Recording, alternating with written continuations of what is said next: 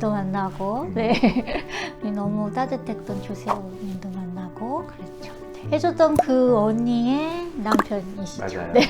관계 속에서 모함을 받거나 내가 옴짝달싹 못할 정도로 억울한 일을 당한 사람들이 너무 많으면 그거를 아무리 신경안정제를 주고 아무리 수면제를 줘도 잠을 못 자요. 결국은 뭐 막을 수 없어서 일어난 내가 통제할 수 없었던 어떤 그 나쁜 일을 이제 당하고 나서 그 다음에 이제 우리가 할 수 있는 최선의 선택을 하는 게 제일 좋은 일인 것 같아요. 그 사건을, 그 사고를 당했다는 표현이 아니라 만났다. 그게 어떻게 그렇게 생각하게 되는지 한 번만 더. 네, 안녕하세요. 오늘은 핫한 인물을 모셨습니다. 정말 모시기 힘들었나요? 전화해서 나와주실래요?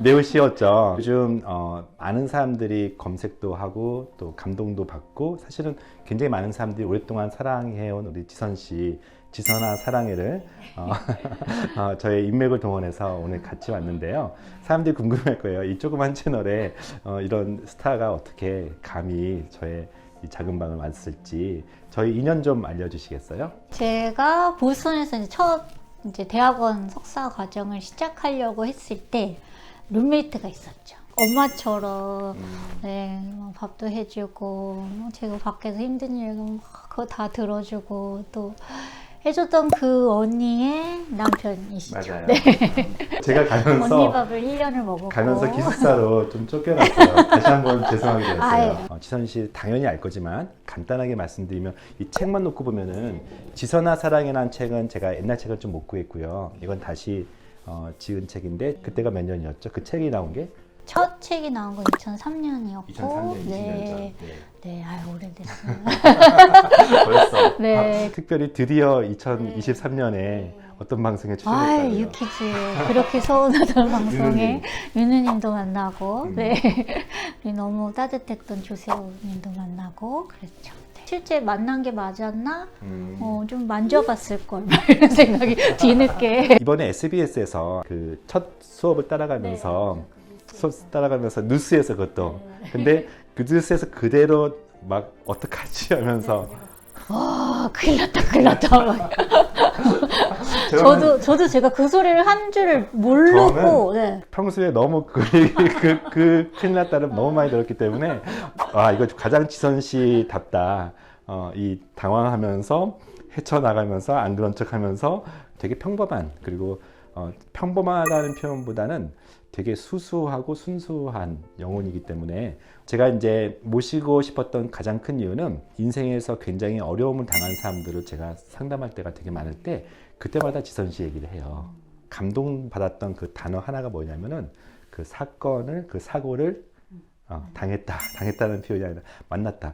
그게 어떻게 그렇게 생각하게 된 건지 한 번만 더 부탁드려요. 네. 아주 자연스러운 표현으로 이제 다 당했다고 말하고 저도 당했다고 말하면서 제 사고 설명을 하다가 언제부턴가 이제 이게 좀 적절하지 않다는 생각을 하게 됐어요. 당했다는 표현 안에 제가 저 스스로를 나는 음주운전 교통사고의 피해자라고 저 스스로를 정의하고 그렇게 말하고 있는 것 같아서 제가 이건 적절하지 않다. 피해를 당한 것도 맞고 그 흔적들이 온몸에 남은 것도 맞지만 제가 그 이후로 모든 게 참 많았다는 걸 이미 제가 느끼고 있었기 때문에 제가 하나님 앞에서 또 사람들 앞에서 제 이야기를 하게 될 때 나 스스로를 피해자라고 설명하지 말자. 그리고 피해자로 살지 않겠다. 의미이기도 했고 또 좀 더 신앙적으로 얘기하면 피해자로 살지 않게 하시는 하나님의 어떤 의도를 제 삶의 목적을 제가 발견했고 그러면서 이제 이 사고를 만났다는 표현을 하는 게 그냥 그때 제 마음이 되게 편했어요. 그래서 그렇게 표현하면서 이 사고와 이제 헤어지는 일을 시작했던 것 같아요. 그 인격이 온전하지 못할 정도로 강한, 그러니까 한마디로 되게 유치해지고 정말 쪼잔해지고 또는 굉장히 누추해지는 그 강한 감정의 경험이 억울함이거든요. 스트레스의 가장 정점이 바로 내가 하지 않은 것에 대해서 내가 벌 받고 있거나 또는 내가 잘한 것에 대해서 인정받지 못하거나 근데 이제 그것이 나의 의지와는 전혀 관계없이 뚝 떨어져서 내 삶에 나를 완전히 지배하는 순간, 예를 들면은 갑자기 사고를 당하는 구체적인 사고뿐만 아니라 관계 속에서 모함을 받거나 정치적으로 또는 가족 가운데 내가 옴짝달싹 못할 정도로 억울한 일을 당한 사람들이 너무 많으면 네. 그거를 아무리 신경 안정제를 주고 아무리 수면제를 줘도 잠을 못 자요. 내 잘못이 아닌데 가해자가 있고 가해자는 잘 살고 있고 피해자인 나는 힘들다. 이 감정에 빠지면 너무 힘든데, 그때마다 제가 지선 씨가 말했던 그 당했다는 표현보다 만났다는 말이 너무 좋았던 것 같아요. 결국은 뭐 막을 수 없어서 일어난, 내가 통제할 수 없었던 어떤 그 나쁜 일을 이제 당하고 나서 그 다음에 이제 우리가 할 수 있는 최선의 선택을 하는 게 제일 좋은 일인 것 같아요. 저는 그런 면에서 당한 사람으로 살지 않겠다.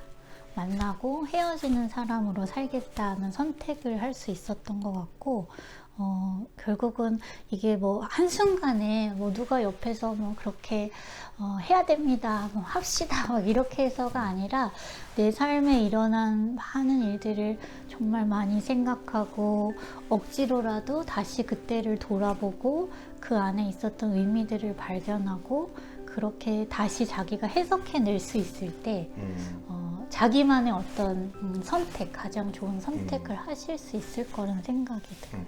이렇게 전환된 것들이 네. 물론 이제 신앙이라고 하는 네. 백그라운드도 네. 있지만 성격도 좀 있잖아요. 저는 성격도 있는 것 같아요. 지선이 그렇죠? 성격- 의사분이 보시기는 지선 성격은 제 개인적으로 직전까지 아무것도 안 하기. 마지막 그 기말고사나 그 파이널 논문 쓰기 전까지 그냥 신경 안 쓰고 있기. 큰일 났다만 하고 있지 별로 몸은 그냥 늘어져 있기. 되게 좋은 것 같아요. 아니면 안절부절한 사람들이 되게 일은 많이 하고 삶을 부지런하게 사는 것 같지만 그 삶이 통제가 되지 않거든요. 그러면서 헛똑똑이라 그러죠. 되게 잘 처리했지만 마음이 늘 편하지 않는데, 지선 씨 보면 항상 느긋해요.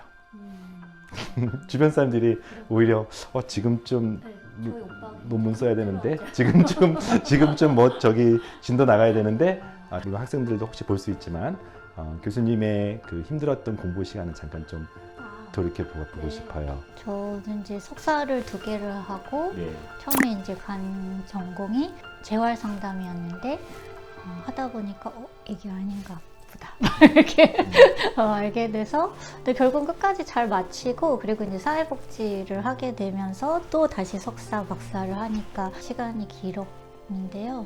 근데 뭐 힘들었죠. 네. 그 화장실에서 많이 울기도 많이 울었고, 너무 자존심 상하고, 나 이렇게 바보 아닌데 너무 바보같이 앉아있는 제 자신을 볼 때마다 나도 한국말로 하면 잘할 수 있는데 막 이러면서 얘네들이 다 나 바보로 보는 것 같아 막 이렇게 그걸 기한 내에 못해서 맨날 시간 좀 더 달라고 막 이렇게 하는 것도 너무 자존심 상하고 그치만 또 감사한 건 그래도 그렇게 꾸역꾸역 해간 것들에 대해서 굉장히 많이 이렇게 인정해 주었던 것 같아요. 그래서 저도 지금 이제 가르치는 일 하면서 학생들에게 그래도 최선을 다한 것들은 다 티가 나더라고요, 보니까. 그래서 그걸 알아준 저의 선생님들이 참 감사하다는 생각이 들더라고요. 사건을 만나고 이겨내는 것은 너무 극적인 상황이었고, 오히려 지속적으로 뭔가 이렇게 해야 될 것들과 진도가 나가지 않는 그런 끊임없는, 이제 저희 환자 중에 만성적인 스트레스가 오히려 전진짜라고 하거든요. 가랑비에 옷 젖고 그게 더 무거워서 저희한테 오시는 분들은 스트레스가 뭔지도 몰라요. 없다고 표현하는데 이미 마음은 너무 힘들어서 작은 것이 계속 쌓여서 있는데, 10년 동안 그렇게 공부하다 보면은 몸은 좀 어떠셨어요? 저는 워낙 안 좋은 상태에서 이게 시작이 됐기 때문에 맞아요. 그랬죠.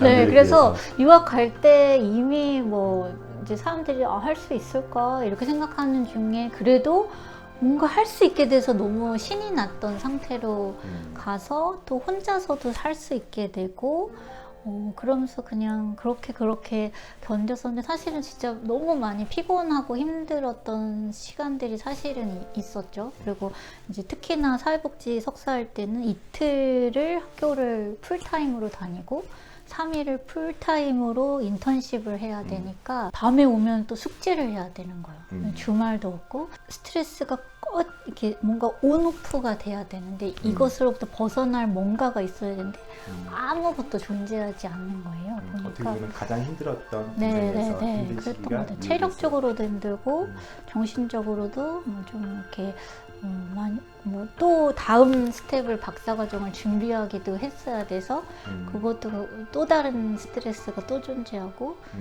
그랬던 것 같아요.